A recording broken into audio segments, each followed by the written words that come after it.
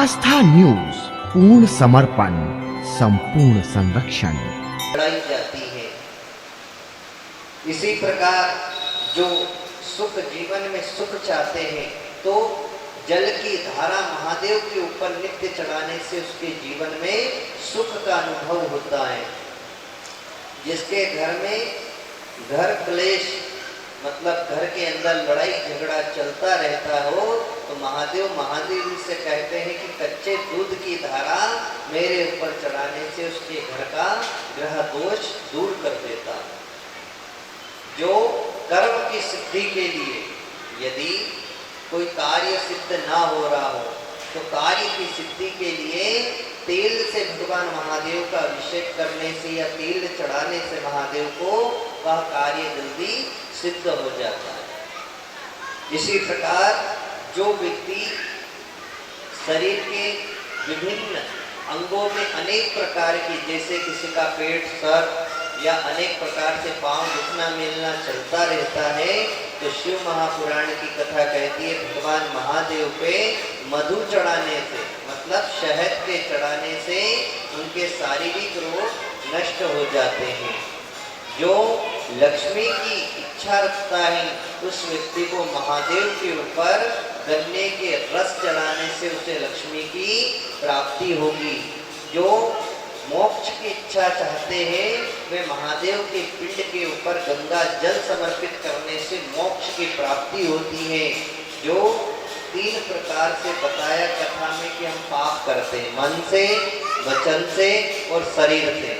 इनका प्रायश्चित तिल, जो काला तिल आता है, ये महादेव के ऊपर चढ़ाने से जन्म जन्मांतर का प्रायश्चित हो जाता है। जो शकर मतलब मिठास, शरीर मतलब परिवार में मिठास बनी रहे तो इसी कारण मन से कोई व्यक्ति हमारा उठ जाता है तो उसके लिए महादेव पे शक्कर चढ़ाने से और अर्जी लगाने से वह रूठा हुआ व्यक्ति भी अपना बन जाता है। जो भस्म महादेव पे चढ़ाते हैं वे अपने कुल को मोक्ष देते हैं। जो पंचामृत से महादेव का अभिषेक करते हैं उनके घर में नए नित्य मंगल आयोजन होते हैं। जो शंख पुष्पी मतलब नीले कलर का जो फूल आता है नाग महाराज जैसा जो भोलेनाथ पे चढ़ता है, यदि वे महादेव पे चढ़ा दे तो 1 तोले पुण्य, 1 तोले का स्वर्ण हमने किसी मंदिर में किसी ब्राह्मण को दान कर दिया, उसका जो पुण्य होता है सिर्फ 1 पुष्प महादेव के ऊपर चढ़ाने से प्राप्त हो जाता है। इसी प्रकार महादेव के मंदिर में शंख नहीं बजता और कभी गलती से बच जाए तो कोई बात नहीं, लेकिन महादेव की मंदिर में यदि शंख बज गया, यदि हमने बजा दिया तो सोचो उसे कई गायों का वध की हत्या लग जाती है। तो महादेव के मंदिर में शंख नहीं बजाया जाता। महादेव के मंदिर में शंखी बजाई जाती है। जो ऐसी भूमि भी आती है उसको शंखी कहते हैं और महादेव के मंदिर में वे बजाई जाती है। बोलिए हर हर महादेव। कार्तिक भगवान का जन्म हुआ, अब हमें भगवान श्री गणेश जी का जन्म करेंगे। भगवान कार्तिक पाणा नाम का एक असुर था, उससे भी युद्ध किया और उससे युद्ध हो ही रहा था कि माँ पार्वती अपने कैलाश पर्वत पर नित्य स्नान करने सुबह जाती तो नंदी को द्वारपाल बना जाती। नंदी द्वारपाल बनकर बैठे रहता, लेकिन कोई कारण से कोई सामान की आवश्यकता होती, भोलेनाथ आते तो नंदी की ताकत नहीं है कि उनको रोक दे। एक बार परम्बा माँ पार्वती अपने वस्त्र बदल गई और इतने में भोलेनाथ आ गए। भोलेनाथ आए, अब भोलेनाथ तो भोलेनाथ है, उन्हें क्या मतलब। अब भोलेनाथ सब कुछ जानते हैं, गटगट के वासी हैं। भोलेनाथ आए, अपना चिमटा उठाया, चले गए। थोड़ी देर में आए, अपना नाग रह गया, नाग उठाया, चले गए। पार्वती जी ने कहा कि महाराज रोज की आपने हद कर दी है, तो मैं स्नान करूं और आप घर में घुसो। तो आज आपके नंदी को भी साथ में ले जाओ, मैं तो अकेले ही स्नान कर लूँ। आज देखो महादेव बोले चलो नंदी को ले गए महादेव। तो महादेवी ने अपने मेल से, शरीर के मेल से एक पुतले को बनाया और उसमें प्राण डाले, तो वे भगवान विनायक का स्वरूप हो गए। देखो सबके पहले भगवान सती का विवाह हुआ, जब भी गणेश जी थे। पार्वती जी का विवाह हुआ, जब भी गणेश जी थे। और आज फिर गणेश जी की उत्पत्ति माँ गोरा कर रही। तो सतयुग में जो गणेश जी थे उनका नाम था विनायक। ये विनायक आपको वहां दिखेंगे अष्ट गणेश के अंदर। एक गणेश जी शेर पे बैठे हुए हैं, एक गणेश जी काय पे बैठे हैं, शेर पे। वो शेर पे जो बैठे हुए हैं विकटमेव विनायक, तो वे सतयुग में जन्मे। अब त्रेता में फिर मयूरेश्वर, त्रेता में कौन से गणेश जी आए, मयूरेश्वर। मयूर के ऊपर बैठे हुए आपने गणेश जी देखे होंगे, ये त्रेता है। द्वापर में गणपति आए, मूषक राज पर सवार होकर, मूषक मतलब चूहा। और इस कलयुग में जब गणेश जी आएंगे तो धूम्रकेतु के नाम से जन्म लेंगे। कौन से नाम से, धूम्रकेतु। धूम्रकेतु उनका इस कलिकाल कलयुग में नाम पड़ेगा, धूम्रकेतु गणाध्यक्षो बालचंद्रो गजानन। तो धूम्रकेतु नाम गणेश जी महाराज का। आज देखो गणेश जी महाराज की आकृति बनाई बिल्कुल हमारे मनुष्य जैसी, और माँ ने द्वार पर बिठाकर 5 मंत्र पढ़ दिए उसमें और 5 प्राण को डाल दिया। 5 प्राण डालने के पश्चात महादेवी ने गणेश जी जैसे ही प्रकट हुए तो गणेश जी ने कहा, कहिए मैया मेरे लायक क्या सेवा है, आपने मुझे जन्म दिया है, मैं आपका, आप बताइए मुझे इस सेवा के लिए मेरा प्रागट्य हुआ है। तो परम्बा पार्वती कहने लगी कि तुम्हारा नाम गणेश है। अच्छा, बोले मेरा नाम गणेश। तो गणेश जी से कहने लगी, देखो मैं स्नान करने जा रही हूँ, चाहे कोई भी हो त्रिलोकी में, लेकिन कोई भी कक्ष में प्रवेश ना करता। तो माता रानी का आशीर्वाद है, माँ परम्बा पार्वती की पूर्ण शक्ति गणपति गजानन महाराज में रख दी और माँ स्नान करने चली गई। अब थोड़ी देर में नंदी जी आए, भोलेनाथ आए। अब लेकिन द्वार पे तो गणपति गजानन महाराज बैठे हैं। नंदी ने कहा कि आप कौन हैं? तो भगवान गणेश जी ने कहा, मेरा नाम गणेश है और मैं परम्बा पार्वती का द्वारपाल हूँ। तो शिवगण कहने लगे, पहले तो हमने आपको कहीं देखा नहीं। बोले आज ही मेरा जन्म हुआ है, इसलिए आज ही मेरा जन्म हुआ है। अब देखो नंदी जी ने जब 2-4 बातें कही, गणेश जी ने उन्हें अंदर नहीं जाने दिया, तो युद्ध पे उतर आए। अब युद्ध होने लगा, तो वहां कोई 2-4-8 दिन का युद्ध नहीं, सीधे भी युद्ध 15 दिन चला। पहले तो नंदी जी ने युद्ध करा, तो नंदी जी की नस ढीली हो गई, तो हाथ जोड़कर पीछे हो गए।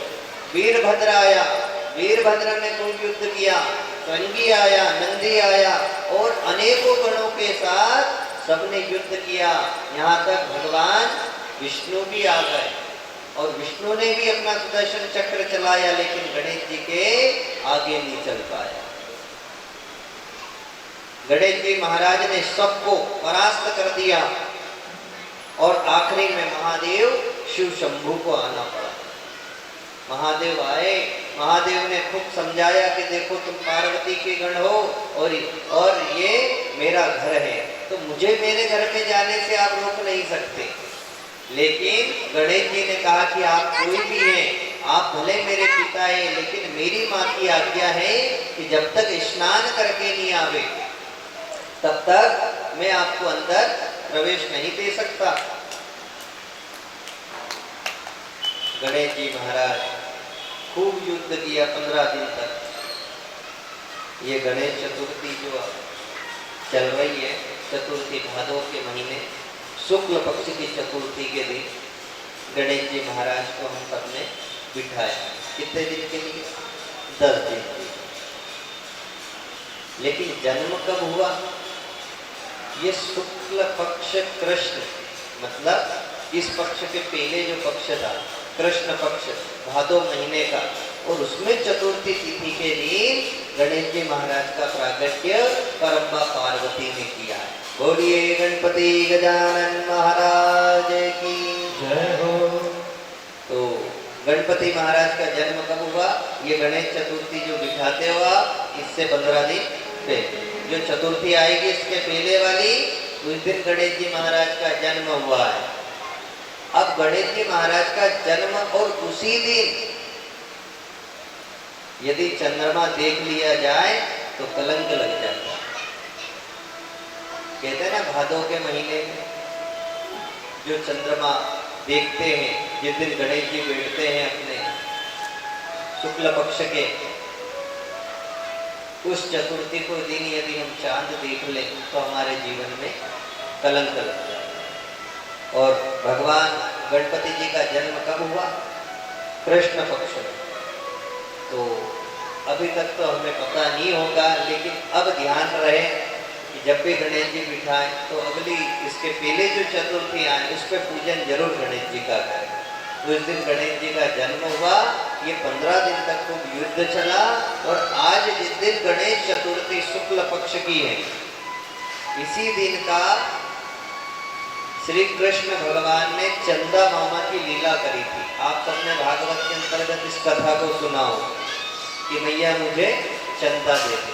तो यही चौथ का चांद, चतुर्थी का चांद उन्होंने देखा, तो जाकर युवा अवस्था में, देखो बाल अवस्था में पाप किया उसका पश्चाताप, युवा अवस्था में जब भगवान द्वारिका के राजा बन गए, जब जाकर वह झूठा कलंक मणि का लगाता भगवान थे।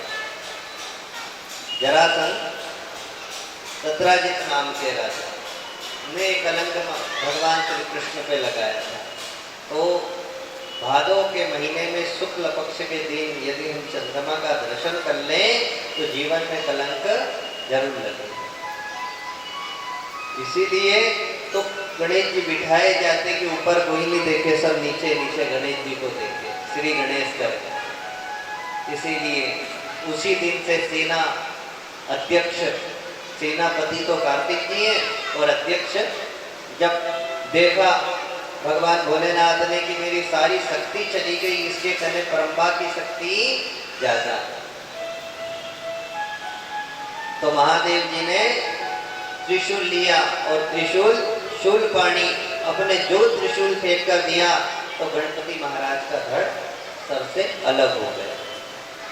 जब गणपति महाराज का धड़ सर से अलग हुआ, और ये बात जब माँ पार्वती को पता लगी कि मेरे पुत्र की गर्दन महादेव ने काट दी, तो महादेव से तो कुछ नहीं कहा महादेवी ने, लेकिन क्रोध करते हुए इतना जरूर कहा कि मैं सब सर्वनाश कर दूंगी यदि मेरा पुत्र जिंदा नहीं हुआ। भगवान भोलेनाथ, अब बताओ माताओं के सामने किसकी चली? अरे संसार में आप कितने ही बड़े शेर बन जाओ, लेकिन घर की जो जगदम्बा है वह शेर पे ही सवार होती है। महादेव जी भी कहने लगे अरे गलती हो गई, अब क्या करें। महादेवी का तो क्रोध ही शांत नहीं हो गया, तो महादेव जी ने फिर उत्तर दिशा की ओर का रास्ता बताया। वीरभद्र जी ने अपने गणों से कहा कि नंदी जाओ उत्तर दिशा में, और उत्तर दिशा की ओर जो पहला जीव मिले उसे ही तुम लेकर आ जाओ। अब वह पहला जीव हाथी दिखा। अब जैसे ही हाथी दिखा तो उस हाथी का पकड़ कर लिया। वे भगवान का पूर्व समय का गण था। एक बार नारद जी को प्रणाम नहीं किया, तो नारद जी ने कहा तू हाथी हो जा। अब वह हाथी हो गया, भगवान शिव का ही गण। और भोलेनाथ के यहाँ एक बार नारद जी आए, नारद जी ने श्राप दे दिया अब जो वे हाथी था वे शिव का गण था कि जा तो हाथी बन जा। कैलाश पर्वत के चारों तरफ भ्रमण करते थे। लेकिन जब नारद जी को दया आ गई तो नारद जी ने कहा कि वापस तुम भोलेनाथ के द्वारा पुत्र के रूप में आओ। तो उसी का मुंह आज देखो भोलेनाथ ने काटा है और श्री गणपति गजानन महाराज के सर से धड़ जोड़ दिया। बोलिए गणपति गजानन महाराज की जय। देवों में देव गणराज है, करते भक्तों का बेड़ा पार है। देवों में देव गणराज है, करते भक्तों का बेड़ा पार है। देवों में देव गणराज है, करते भक्तों का बेड़ा पार है। तुमको पहले हम मनाते हैं, हरदम भक्ति के गीत गाते हैं। तुमको पहले हम मनाते हैं, हरदम भक्ति के गीत गाते हैं। भक्ति करे जय जयकार है, करते भक्तों का बेड़ा पार है। भक्तों का बेड़ा पार है, भक्तों का बेड़ा पार है।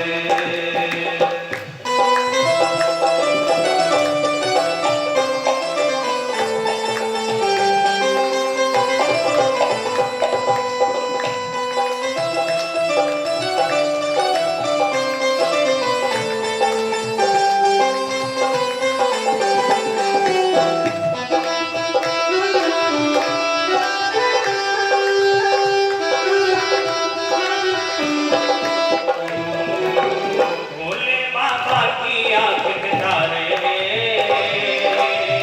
मैया गौरा के राज दुलारे हैं। भोले बाबा की आंख के तारे हैं, मैया गौरा के राज दुलारे हैं। पूजन का दिन बुधवार है, करते भक्तों का बेड़ा पार है। पूजन का दिन बुधवार है, करते भक्तों का बेड़ा पार है।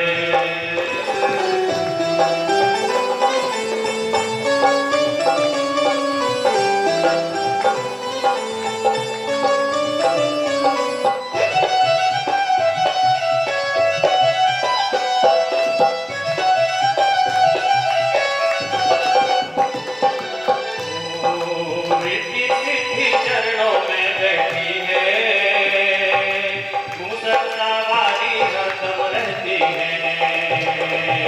रिद्धि सिद्धि चरणों में बैठी है, मूसक सवारी हरदम रहती है। लड्डू का देखो भंडार है, करते भक्तों का बेड़ा पार है। लड्डू का देखो भंडार है, करते भक्तों का बेड़ा पार है। देवों में देव गणनाथ है, करते भक्तों का बेड़ा पार है। देवों में देव गणनाथ है, करते भक्तों का बेड़ा बोलिए शिव महापुराण की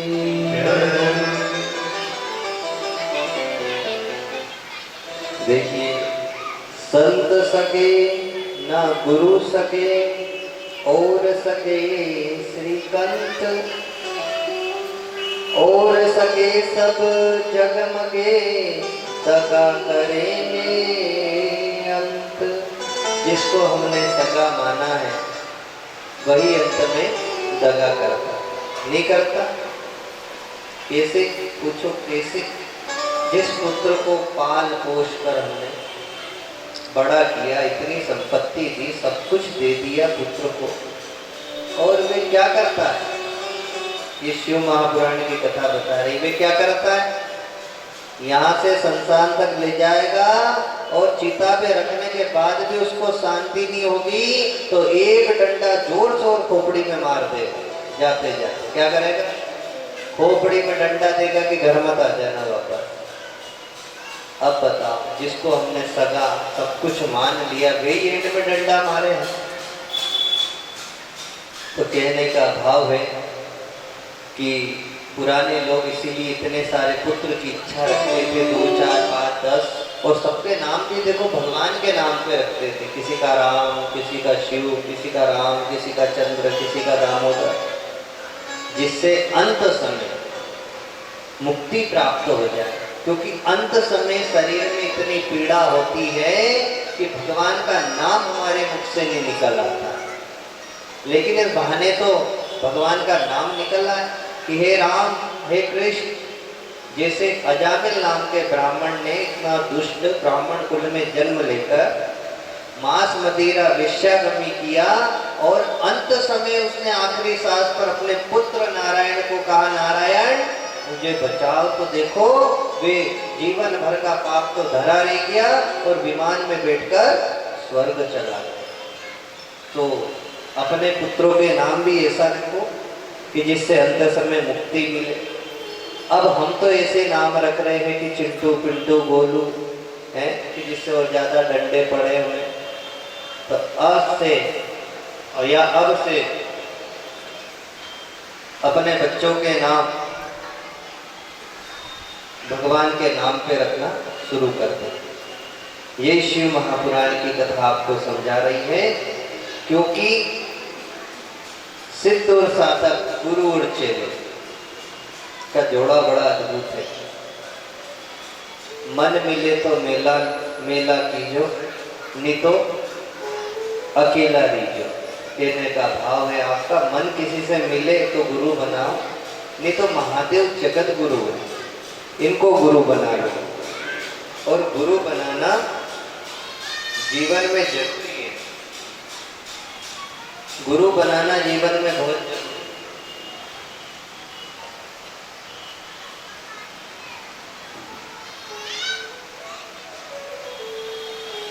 बिना गुरु के भव सागर पार नहीं हो सकते। हम जो भी यहाँ धर्म, कर्म, पूजा पाठ, दान, पुण्य जो आप कर रहे हैं, ये धर्म के अनुसार आप अपनी सीढ़ी तैयार कर रहे हैं। उस भगवान के परम धाम तक, भगवान के मोक्ष धाम तक और भव सागर तक आप धर्म कर्म करके जा तो सकते हो, लेकिन वहां पर भव सागर के द्वार में गुरु चाबी लगती है। कौन सी चाबी? गुरु की। गुरु जो कान में देते मंत्र, उस चाबी को वहां लगाया जाता है, उससे ही हमें अंदर जाने की अनुमति प्राप्त होती है। नहीं तो गुरु नहीं बनाते तो वापस पृथ्वी पर किसी न किसी का जन्म लेकर आना पड़ता है, और जन्म लेने के बाद वापस गुरु बनाना पड़ता है। बिना गुरु के सनातन धर्म के अनुसार मझधार पार नहीं हो सकती। इसलिए गुरु तो ऐसा चाहिए कि जो शिष्य से कुछ भी ना ले, और शिष्य भी ऐसा चाहिए जो बिना बोले गुरु को सब कुछ दे। दोनों हाथ से तालियां बजती है, एक हाथ से तालियां नहीं बजती है। अब भगवान का जगत मंत्र है ओम नमः शिवाय। यदि आपने जीवन में कोई गुरु नहीं बनाया हो तो महादेव को गुरु बनाओ, और जा बैठे हो वहीं अपने हृदय में ओम नमः शिवाय का जाप करने से भगवान महादेव हमारे गुरु बन जाए।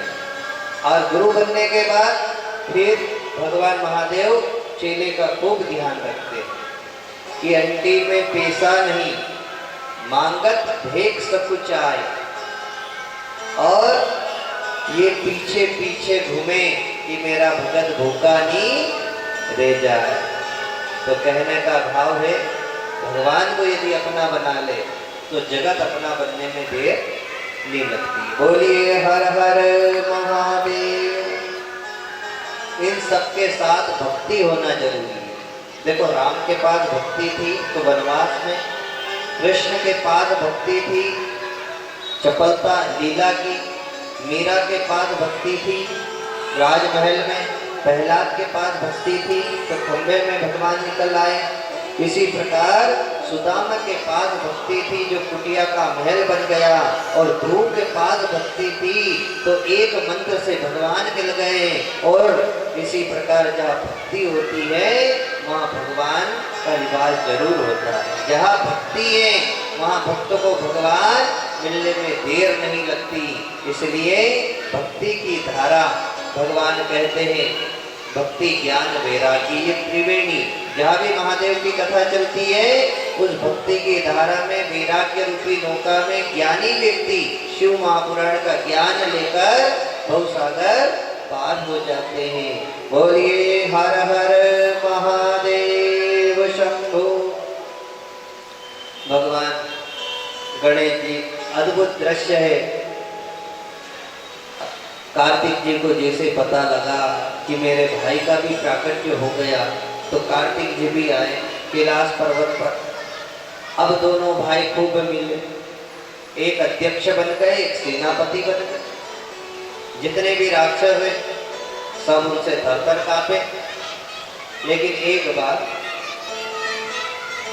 एक ब्राह्मण ने, मतलब नारद जी ने यज्ञ किया, मेधा यज्ञ। मेधा यज्ञ नारद जी ने किया तो उसमें अज कहते हैं बकरे को, अज उसमें से कहीं दूर निकल गए। नारद जी ने कार्तिकेय जी की शरण ली। वहां पर कार्तिक जी से कहा कि महाराज हमारा अज कहीं दूर निकल गया। देखो, अज बकरे को कहते हैं और बकरे की कोई बलि नहीं चढ़ाई जा रही। किसी शास्त्र में ऐसा नहीं लिखा है कि घोड़े और बकरों की बलि लगती है, कहीं पर नहीं लिखा है। वेद बड़ा परोक्षवादी है। ये वेद ऊपर से कुछ और है, अंदर से कुछ और है। वेद में ऊपर से कुछ और लिखा रहता है, अंदर से कुछ और उसका अर्थ होता है। जैसे एक जगह लिखा है कि एक गुरुजी ने अपने शिष्य से कहा कि जाओ शिष्य, पशुना अलभेत, पशु मांस अलभेत जाओ। अब पशुओं का मांस, अलभेत का मतलब होता है कि पशु को लाकर छूकर छोड़ देना, उसकी बलि नहीं चढ़ाना। इसी प्रकार अलभेत का मतलब छूना होता है, तो छूकर उसे छोड़ देना।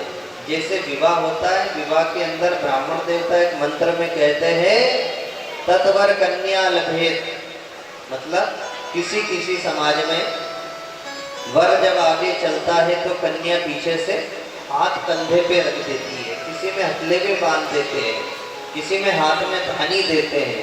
ये अपना अपना रिवाज। लेकिन वहाँ पर तत्वर कन्या लभेत, किसी किसी में पीछे जब वर आगे चलता है तो कन्या पीछे कंधे पर हाथ लगाती है, उसको अलभेद कहते हैं। अलभेद का मतलब छूना, मतलब कन्या को वर ने छुआ।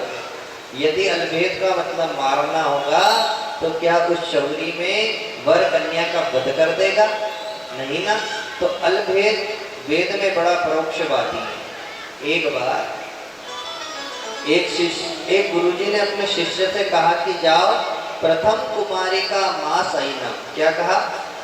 प्रथम कुमारी का मास ऐनम। अब इसको सुनने में कैसा लग रहा है? प्रथम कुमारी मतलब कोई कन्या हो, प्रथम कुमारी मास ऐनम मतलब किसी कन्या को मारकर उसका मांस लिया।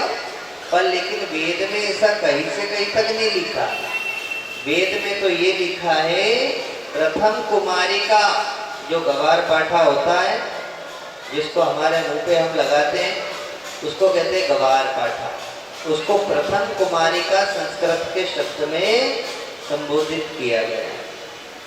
तो प्रथम कुमारी का मास ऐनम, उसके अंदर जो गुदा होता है उसको मास की संज्ञा संस्कृत में बताई गई है।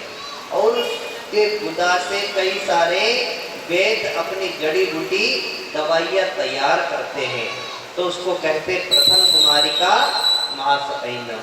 तो कहने का भाव है कि वेद में जैसा लिखा है बड़ा परोक्षवादी। आज नारद जी ने कहा कि नारद जी ने कार्तिकेय जी से और गणेश जी से अर्जी लगाई कि देखो हमारा अज कहीं ना कहीं चला गया। अज मतलब बकरा। तो वीर बाहु नाम के दैत्य अपने मित्र से कहा कार्तिक जी ने कि जाओ उसे कहीं भी वो ढूंढ कर लाओ, नारद जी को प्रदान करो। ये ब्राह्मण हमारे द्वार आया है, खाली नहीं जाना चाहिए। तो वीर बाहु तीनों लोक में घूमते हुए जब स्वर्ग में पहुंचे तो वह बकरा अज वहां मिला। वहां से उसे पकड़ कर लाए और कार्तिक जी को समर्पित किया। कार्तिक जी ने नारद जी को देखा और नारद जी से कहा कि अब ये स्वर्ग होकर आ गया, अब यह बलि के योग्य नहीं है, ये तो पूजने के योग्य है। जाओ तुम्हारा यज्ञ पूर्ण हो गया मेरे आशीर्वाद से। ऐसे बाल लीलाओं में भगवान गणेश जी और कार्तिक जी ने अनेक लीलाएं की। धीरे धीरे दोनों गणेश जी और कार्तिक जी विवाह के लायक हो गए।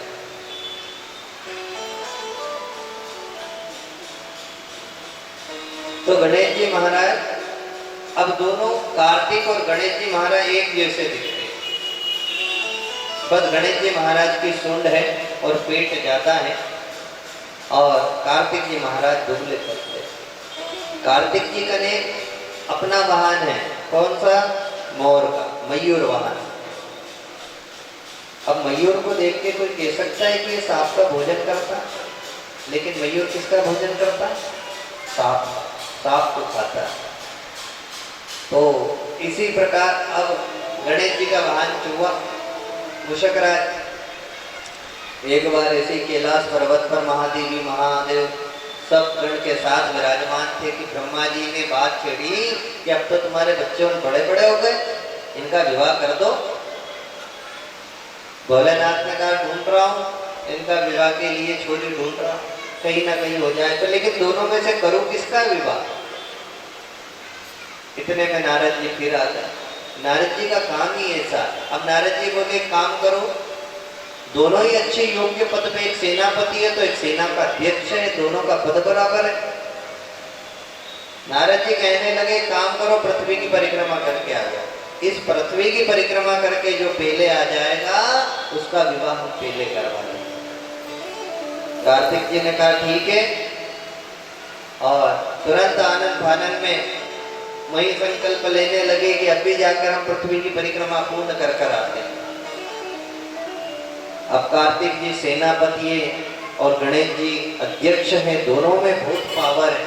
दोनों ने हाथों हाथ संकल्प लिया और कार्तिक जी तो माता पिता को बस प्रणाम करके सीधे अपनी यात्रा प्रारंभ कर दी। गणेश जी चूहे पे बैठ के नीचे नीचे धीरे धीरे कैलाश पर्वत से उतरे और थक गए। अब वहां जाकर गणेश जी महाराज से चूहे मुसकराज ने कह दिया कि अब मेरे बस की ताकत नहीं है पूरी पृथ्वी घूमना, इस पहाड़ को इतना घूम लिए। बोले अब क्या करें? बोले वापस चलते। गणेश जी महाराज वापस आ गए। शिव जी ने पूछा क्यों इतनी जल्दी तुम्हारी परिक्रमा हो गई? बोले नहीं, परिक्रमा तो अब होगी। शिव पार्वती कैलाश पर बैठे हैं, गणेश जी महाराज मशक से नीचे उतरे, प्रणाम करके 3 परिक्रमा कर ली भगवान शिव पार्वती की, बोल करके शिवाय नमः, माधवाय नमः, नारायणाय नमः बोलकर 3 परिक्रमा पूरी कर कर आकर प्रणाम कर दी। शंकर नाम निसंक सदाई, जो कोई जाचे सो फल पाए। कहने का भाव है कि आपके अंदर ही पूरा संसार पिताजी बसा हुआ है। ये एक पृथ्वी है लेकिन ये 14 लोग ये सब आपके अंदर समाये हुए हैं। तो मैंने आपकी परिक्रमा कर ली तो 14 लोग की परिक्रमा कर ली।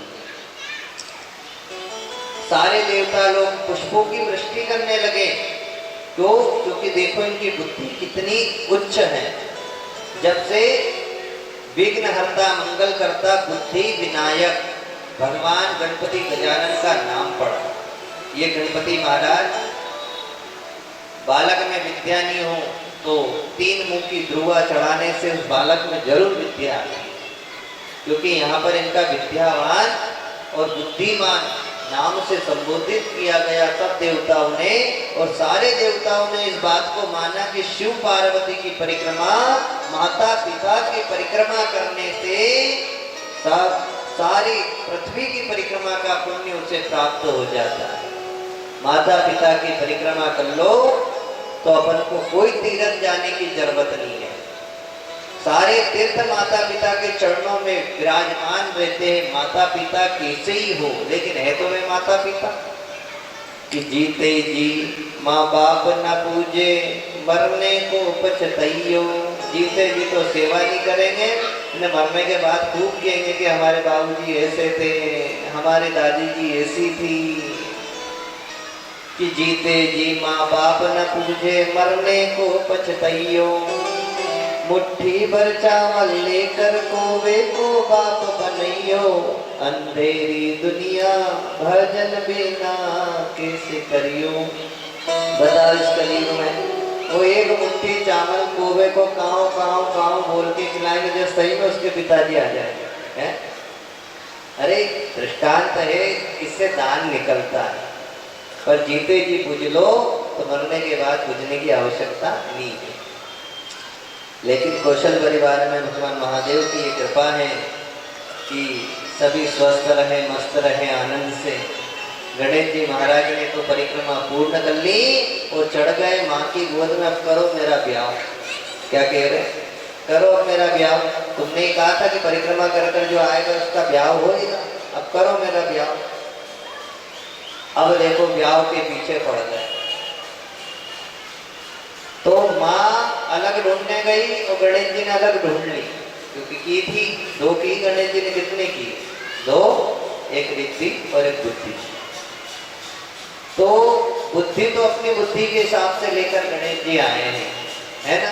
माता ने थोड़ी सी देर कर दी, लेकिन लगन दोनों के एक ही लग्न में हुए हैं गणेश जी के। माँ के 3-4 दिन पीछे पड़े गणेश जी की। माँ तो विवाह करो मेरा, तुमने कहा था। तो माँ कह रही है कि बेटा ढूंढ रहे तेरे लिए छोरी, चिंता क्यों कर। तो गणेश जी महाराज ने बुद्धि को ढूंढा। अब दोनों है बेन में, पर लेकिन उनने बुद्धि को ढूंढा, रिद्धि को पार्वती जी ने फेरे में दोनों की दोनों आ गई। तो गणेश जी बोल, जब भोलेनाथ ने पूछा कि दो से हो जाएगी बेटा, तो गणेश जी सुन हिलाकर कहने लगे हाँ 2 ही से कर लूंगा मैं, तो कर दो मेरा विवाह। अब गणेश जी महाराज तो छोटे से न 2 ही पत्नियां हैं बड़ी बड़ी। अब सोचो उनके साथ उनका विवाह हुआ तो बुद्धि के घर तो शुभ का जन्म हुआ, और जो रिद्धि थी उसके घर लाभ का जन्म हुआ, और एक पुत्री हुई है जिसका नाम है संतोषी मैया। और बड़ा सुंदर परिवार है गणेश जी महाराज का। गणेश जी महाराज आनंद पूर्वक अपने घर में निवास कर रहे, कैलाश पर्वत पर बड़े प्रेम से रह रहे हैं कि इतने में देखो गणेश जी महाराज के पुत्र पौत्र भी हो गए। जब तक कार्तिक जी की परिक्रमा पूरी नहीं हुई, और कार्तिक जी बड़े उत्सव से आए 3-4 साल में कि चलो अब परिक्रमा पूरी हो गई, शायद गणेश का तो चूहा है कितनी दूर गया होगा, लेकिन मैंने पूरी परिक्रमा करी, अब मेरा विवाह होगा। अब जैसे ही घर में गए तो 2-3 बच्चे खेलते हुए दिखे कार्तिक जी को। तो कार्तिक जी ने देखा ये क्या हुआ, अभी तो विवाह नहीं हुआ और उसके पहले बच्चे और भाई बहन हो गए क्या मेरे। जाकर अपनी माँ से पूछा, माँ ये छोटे छोटे ये शुभ लाभ किसके? तो माँ ने कहा बेटा ये गणेश के, तूने पहचाना नहीं इनको। कार्तिक जी का दिमाग खराब, और कार्तिक जी ने अपने माता पिता को वहीं से प्रणाम करके सीधे चले गए कहाँ पर? क्रोंच पर्वत, जहाँ मल्लिका अर्जुन नाम से महादेव विराजमान है। रूठ कर चले गए, बोले देखो तुमने मेरे साथ धोखा किया, मेरे छोटा भाई है इसका विवाह तुमने पहले कर दिया, अब लोग हंसेंगे नहीं तो क्या। इसलिए कार्तिक जी महाराज गुस्सा करके क्रोंच पर्वत पर चले गए, और क्रोंच पर्वत के ऊपर मल्लिका अर्जुन भगवान शिव का निवास है। जब कार्तिक जी चले गए तो शिव पार्वती को अच्छा नहीं लगा। शिव पार्वती दोनों गए अपने पुत्र को बनाने, कहाँ पर? क्रोंच पर्वत पर, जहाँ बैठे थे वहां से उठकर वे आगे चले गए। 3 कोस आगे चले गए कार्तिक जी महाराज, और मल्लिका अर्जुन, मल्लिका स्वयं परम्बा माँ पार्वती है और अर्जुन भगवान शंकर सदाशिव है। मल्लिका अर्जुन में आज भी 2 ध्वजा उड़ती है और वहाँ के पंडे आप जाओगे तो सब बता दें कि ये 2 ध्वजाएं, जिसमें से लाल वाली ध्वजा पूर्णिमा के दिन चलती है, मतलब उड़ती है, तो सोचो माँ पार्वती इसी भवन में निवास है। और अमावस्या के दिन सफेद वाली ध्वजा उड़ती है, तो सोचो महादेव का यहाँ निवास है। दोनों शिव पार्वती। अब यहाँ से हमारी 16 सोमवार की कथा प्रारंभ हो जाएगी। कार्तिक जी उठ के चले गए थे, पढ़ी कि नहीं पढ़ी कथा 16 सोमवार की? उस कथा में लिखा है कार्तिक जी उठ के चले गए थे, फिर 16 सोमवार का व्रत किया और भगवान स्वयं माँ पार्वती ने भी शिव महापुराण की कथा का अध्ययन किया और कार्तिकेय को बड़ी मनोहरता के साथ मनाने का प्रयास किया, लेकिन कार्तिक जी वापस कैलाश पर्वत पर नहीं आए। क्रौंच पर्वत पर ही उनका निवास हो गया। और आज भी क्रौंच पर्वत पर भगवान शंभ सदाशिव की स्थापना सारे देवताओं ने, जिसमें विष्णु ब्रह्मा रुद्र सारे देवताओं ने क्रौंच पर्वत पर भगवान महादेव की स्थापना की थी। बोलिए हर हर महादेव।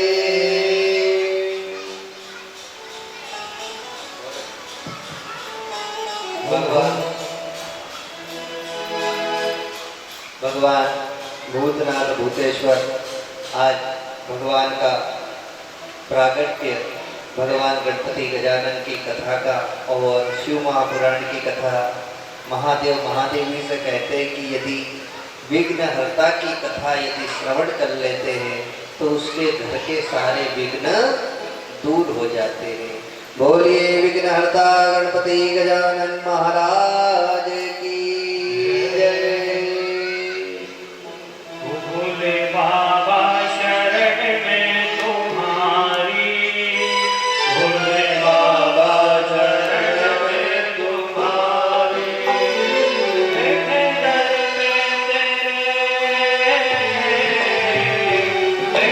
दर पे तेरे कब लोग खबरिया हमारी।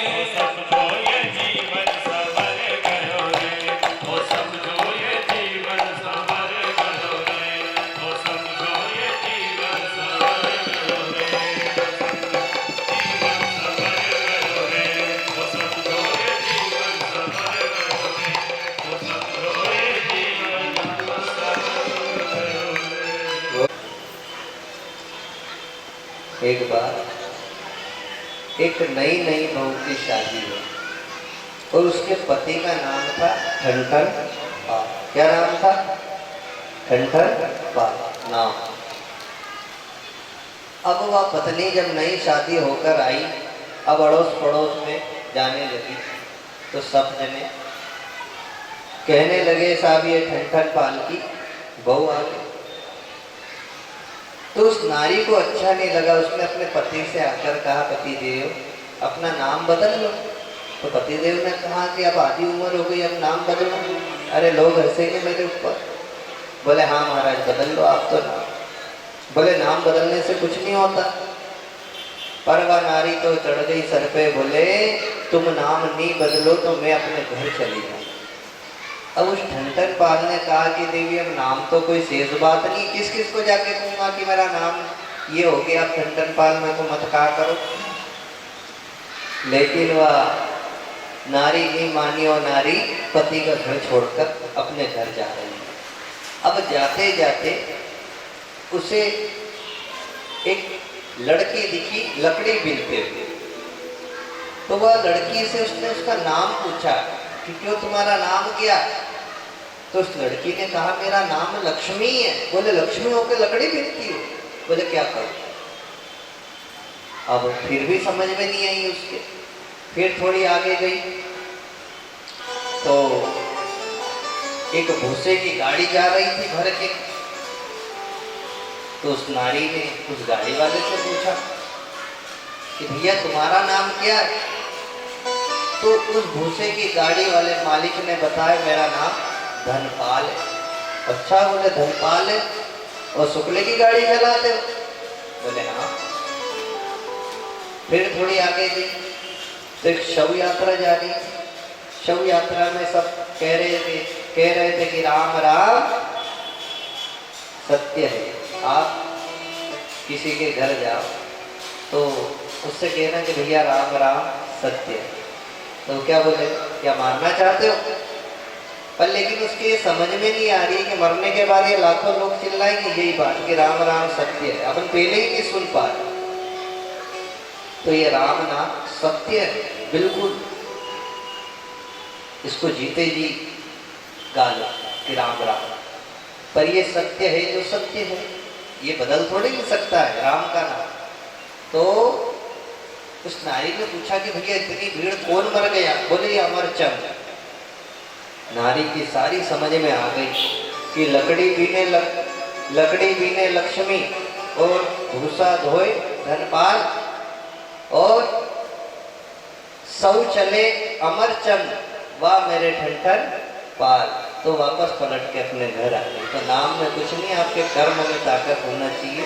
बोलिए हर हर महादेव। देखो कौशल परिवार की ओर से ये शिव महापुराण की कथा हो रही है तो हमारा आग्रह भी एक उन्हीं से रहता है कि हम तो हमारे लिए तो इतनी सुविधा आपने कर दी कि अब जन्म लेकर आने की आवश्यकता हमें नहीं है, क्योंकि आपके माध्यम से हमने शिव महापुराण की कथा सुन ली और कर ली।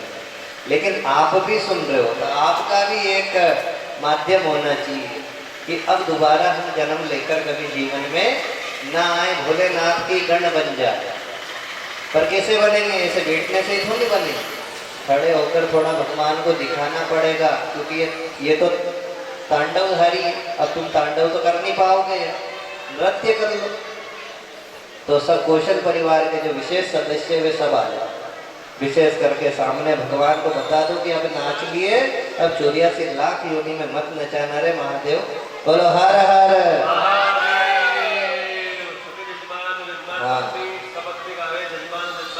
और पति पत्नी साथ में रहे तो उसका आनंद ही अलग है। साथ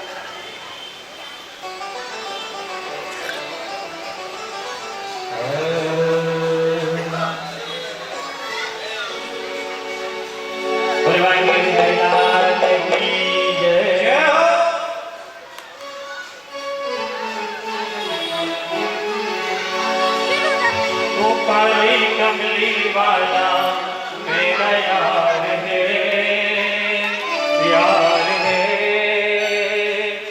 मेरे मन का मोहन तू दिलदार है। ओ काली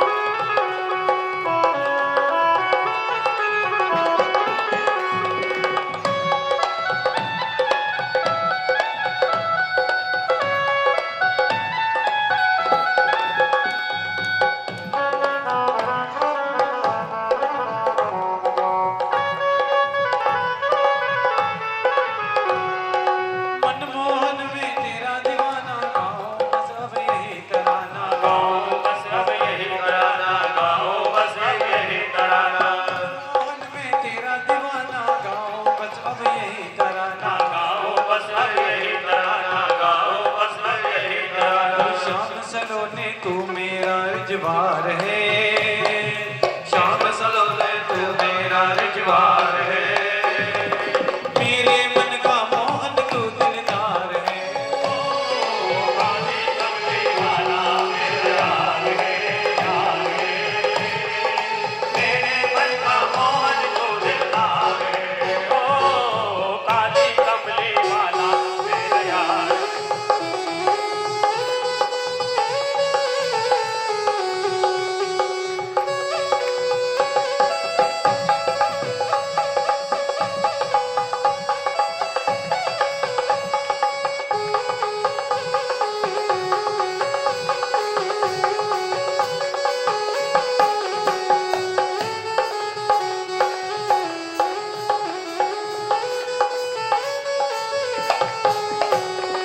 पागल प्रीत की एक ही आशा, दर्दे दिल दर्शन का प्यासा। दर्दे दिल दर्शन का प्यासा, दर्दे दिल दर्शन का ओ प्यासा। पागल प्रीत की एक ही आशा, दर्दे दिल दर्शन का प्यासा। दर्दे दिल दर्शन का प्यासा, दर्दे दिल दर्शन का प्यासा। तेरे हर वादे पे मुझे इतबार है, तेरे हर वादे पे मुझे इतबार है। मेरे मन का मोहन तो दिलदार है, काली कमली वाला मेरा यार है, यार है। मेरे मन का मोहन तो दिलदार है। एता डमरू बजाने वाला कोई और नहीं, एता डमरू बजाने वाला कोई और नहीं। ओ एता डमरू बजाने वाला कोई और नहीं, एता डमरू बजाने वाला कोई और नहीं। भोलेनाथ दे निराला, शंभुनाथ दे निराला, कोई और नहीं, कोई और नहीं,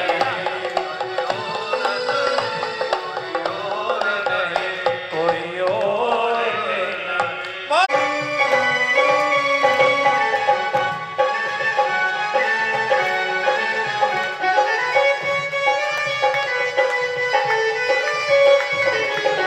जहाँ जाली जाली पर, जहाँ पत्ते पत्ते पर, जहाँ जाली जाली पर, जहाँ पत्ते पत्ते पर, राज राधे का चलता शाम के हर रस्ते पर, राज राधे का चलता शाम के हर रस्ते पर। हर नाम बदल कर रखना नारे, नाम बदल कर रखना उस कृष्ण मुरारी का। बरसाने दीवाना है, बरसाने वाले का, बरसाने दीवाना है, बरसाने वाले का, बरसाने दीवाना है, बरसाने वाले का, बरसाने दीवाना है, बरसाने वाले का। कोई नंदलाल कहता, कोई गोपाल कहता, कोई नंदलाल कहता, कोई गोपाल कहता, कोई कहता है कन्हैया, कोई बंसी का बजैया, कोई कहता है कन्हैया, कोई बंसी का बजैया। हर चारों तरफ डंका बजता है, चारों तरफ डंका बजता है, मन मुरारी का। मेरे श्याम दीवाना है, बरसाने वाले का, श्याम दीवाना है, बरसाने वाले का, श्याम दीवाना है, बरसाने वाले का। मेरे श्याम दीवाना है, बरसाने वाले का। हर वृंदावन में हुक्म चले बरसाने वाले का। वृंदावन में हुक्म चले बरसाने वाले का। श्याम दीवाना है, बरसाने वाले का, श्याम दीवाना है, बरसाने वाले का, श्याम दीवाना है, बरसाने वाले का, श्याम दीवाना है, बरसाने वाले का, बरसाने वाला है, बरसाने वाले का, बरसाने वाला है।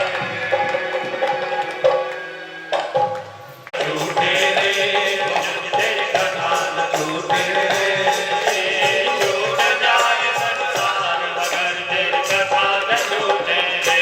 उनकी तेरी कथा न छूटे रे, उनकी तेरी कथा न छूटे रे। छूट जाए संसार तेरी कथा न छूटे रे।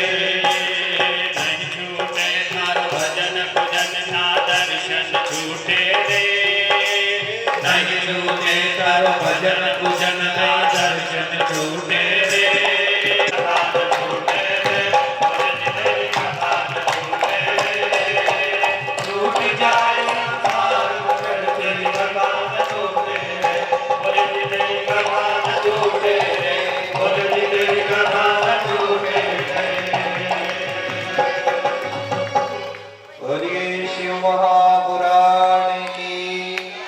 हर हर महादेव।